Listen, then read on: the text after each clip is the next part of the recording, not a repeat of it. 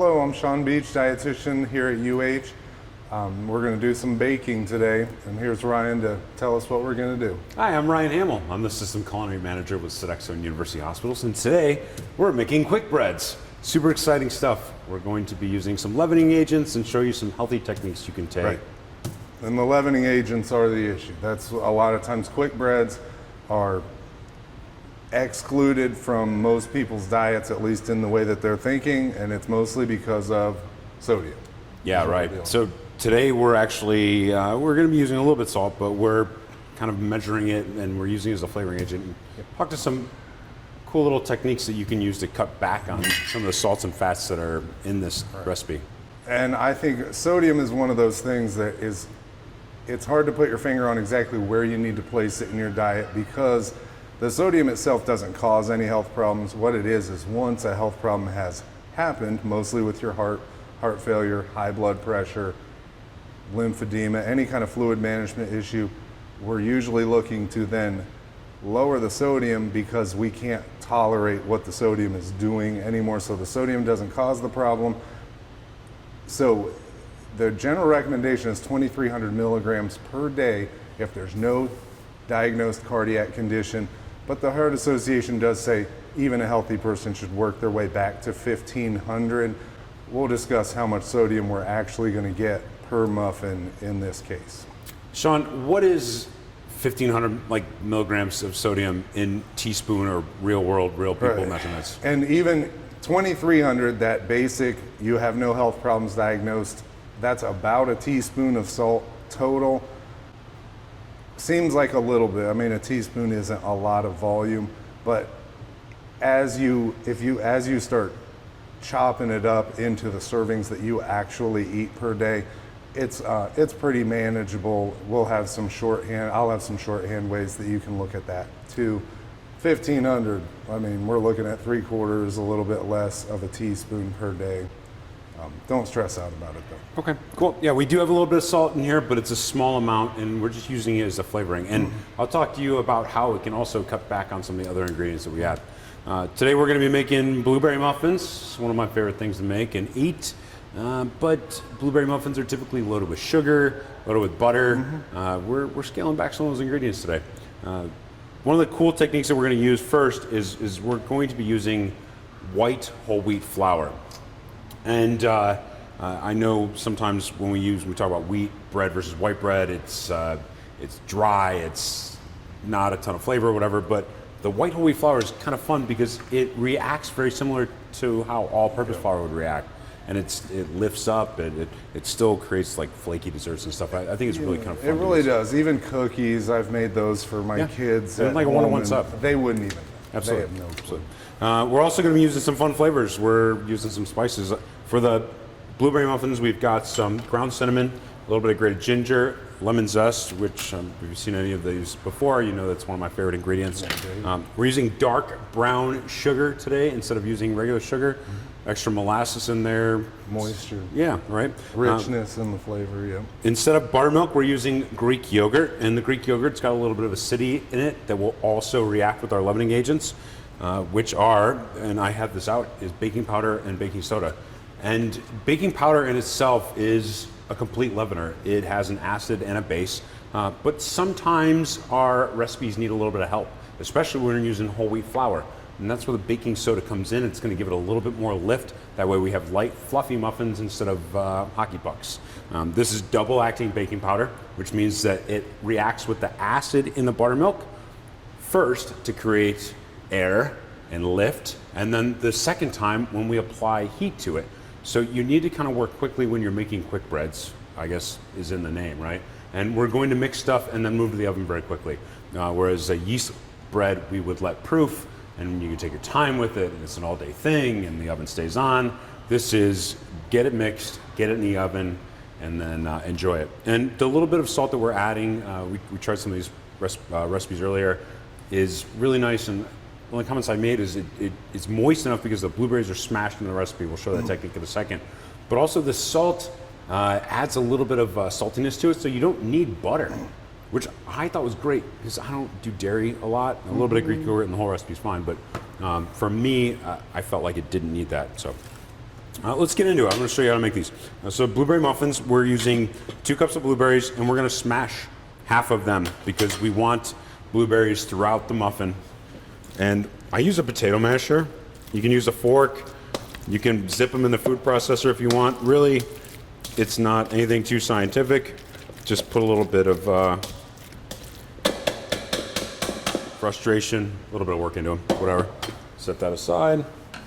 And then we're going to use this bowl for our dry, and we've got a separate bowl for our wet. So we're actually going to mix our dry in with the mashed blueberries. I've got a 1 3/4 of the whole wheat white flour. I've got a ½ teaspoon of salt for the whole recipe, and this makes about 24 small muffins, or you can kind of make big muffins to give you a dozen or so, but that's really not a lot of salt in the grand scheme of things. And I've got a little bit of baking soda, baking powder. That goes in there. Cinnamon. And then we've got a little bit of zest and a little bit of grated ginger. That's going to go in there as well. And I'm actually going to grate, we're going to do 2 lemons worth of zest in here because I think that punch from the lemon adds a lot of fun flavor here. And then we're going to mix all this together. And this becomes kind of our dry base. Just use a spoon, it's fine. And then the wet, sugar, because there's some moisture content here. We're gonna use the brown sugar. This is considered a wet ingredient. The next recipe we're gonna make, we're gonna use a different sweetener. It's kind of fun. I've got some maple, or I'm sorry, not maple, but vanilla extract here. This is actually vanilla paste. You can use, preferably pure vanilla extract is a lot better. Some Greek yogurt, and this is low-fat Greek yogurt. And there's acidity in there that's going to react with the baking soda and the baking powder, similar to a way that buttermilk would, right? And then we've got some coconut oil.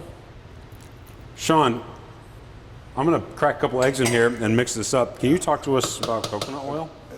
Coconut oil is, I mean, you're starting to see a lot more of it nowadays.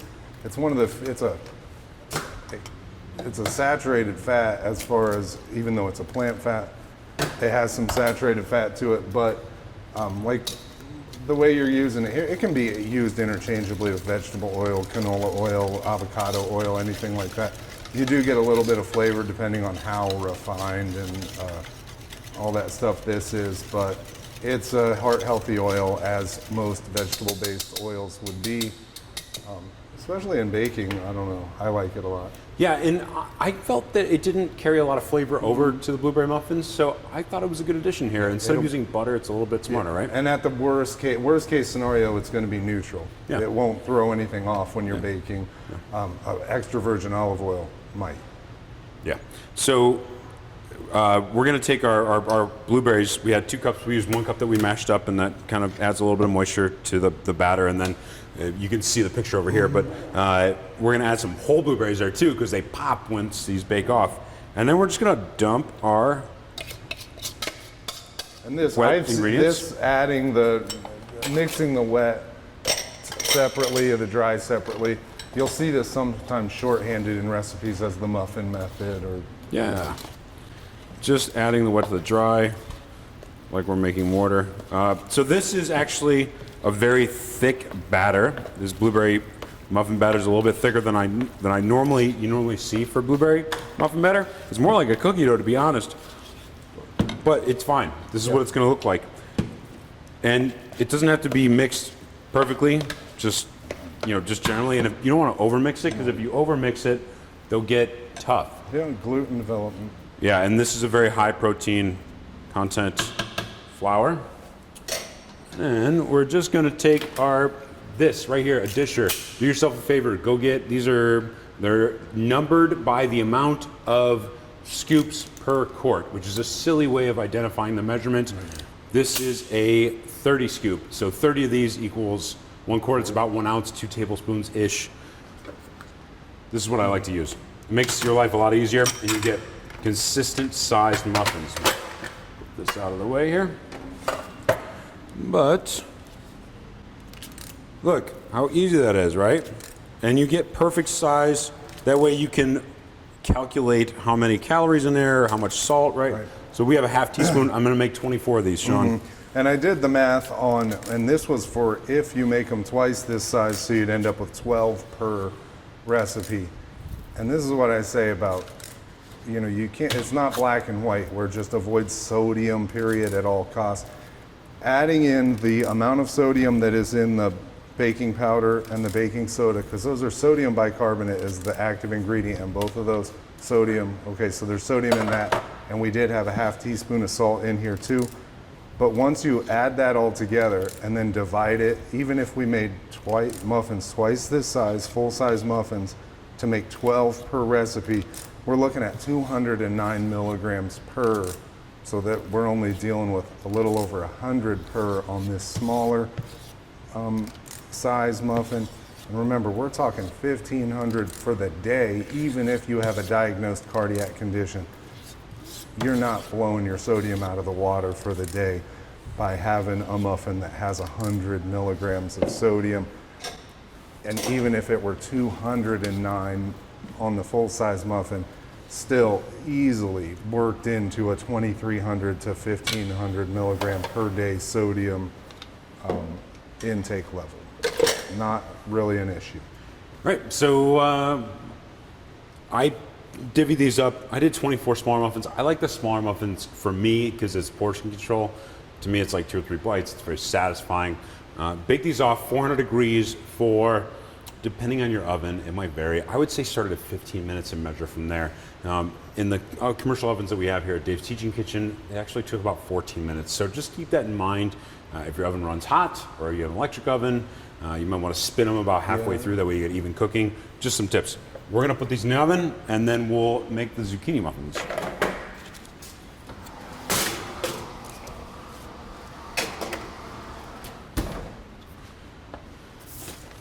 Great. So I've got all this stuff prepared out over here.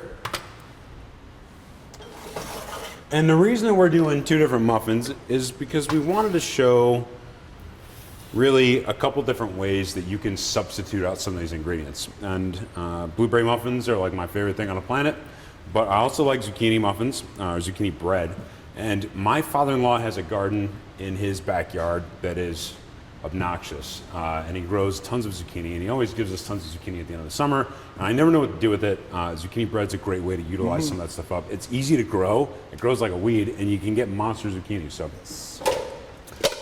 and it's, isn't it, most of the, like banana bread, blueberry muffins, zucchini, the vegetable or the fruit that you're using is kind of a replacement for, can be a butter replacement. Like if you ever see a modified cake recipe, they'll use applesauce instead of the butter or oil. That's what we're doing here. We're adding that moisture and texture. There's not a lot of, and this is for, not that kids are out there watching it. As a kid, I freaked out. I wouldn't eat zucchini bread because, I was just a brat and didn't want to eat zucchini. I thought it was going to taste like zucchini. I ate the last little crumb of it, and then I was like, oh, that's great. Where's more? And Grandpa was like, he laughed at me because it was gone. It's not like some veggie bread or something like that. It's meant to provide the moisture, but you do get the additional benefits of the nutrition that's in the zucchini. yeah, so just like the blueberry bread, we're going to start out with our dry ingredients. We're just using flour, kosher salt, baking soda. I'm sorry, that was baking powder. That's baking soda. They would have caught that too. What's that? They would have caught that. Yeah, on camera. The difference right? It shows between... up. Also, I've got a couple different spices here. We've got some ground nutmeg, some ground cinnamon, and some ground cloves. And the cloves add kind of a fun spice to this. The nutmeg is a secret ingredient to a lot of things that you may not. Cake donuts, that magic flavor of cake donuts for is sure. nutmeg. It's good. And then for our wet ingredients, this time we're going to be using pure maple syrup. And you could also use honey or agave syrup or other sweetener substitutes as you want, but I just wanted to show that we didn't have to use brown sugar. We could use maple syrup. Just a couple other things here that we have here. This is pure amber maple syrup. It's quite delicious. It's one of my favorites. Is it worth the price? I worry. So I've never really bought actual maple syrup. So if you buy pancake syrup in the store, it's actually corn syrup with imitation maple flavoring. And food coloring to it, and you'll look on the back of the ingredient label, and it's 1 million ingredients. If you look at the back of good local, especially here in Ohio, we have tons of maple trees. They sugar in the spring. If you buy local Ohio maple syrup, 1, you're supporting a local farm. 2, the ingredient is literally sap that's reduced. It's 1 ingredient. It's one of the cleaner sweeteners out there. We have buttermilk. I am using a little extra virgin olive oil here, okay? And we kind of want the flavor. I think it's super fun. When we get it in a 400-degree oven, some of it dissipates, but it lingers a little bit, and I quite like it. And again, I've got 2 eggs.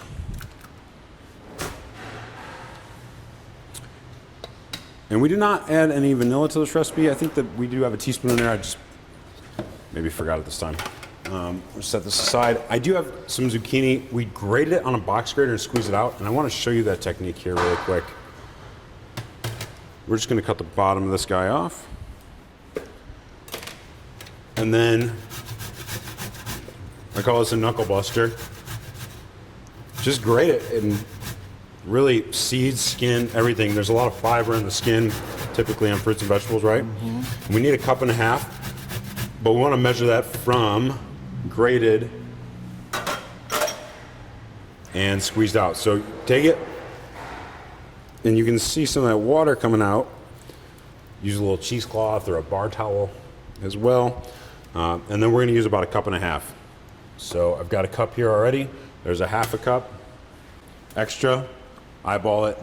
You can measure it out if you want. We're going to mix all of this together. The eggs kind of help everything kind of emulsify before we add it to our dry. We're going to give our dry a little schmiggle to get all those ingredients mixed before we add the wet to it. Once we add the wet to it, it's going to activate some of those glutens, and if we overmix it, it'll get tough. We want to avoid that. We want nice tender muffins here. So the wet goes into the dry. Mix it. Give it about a 10, 15 count. This would be a good point here to add, if you wanted to, any nuts. Give it a couple taps. I'll do this and I'll send batter all over the kitchen. And then our grated zucchini goes in. We'll set that aside. And then just fold the zucchini in. We just go around the outside of the bowl. And really simple. And you can see that it's nice and thick batter, just like the blueberry muffin batter was. Now, we want to get this quickly in the oven because as it sits, it's going to start reacting, right? And then these are your zucchini muffins when they're all finished.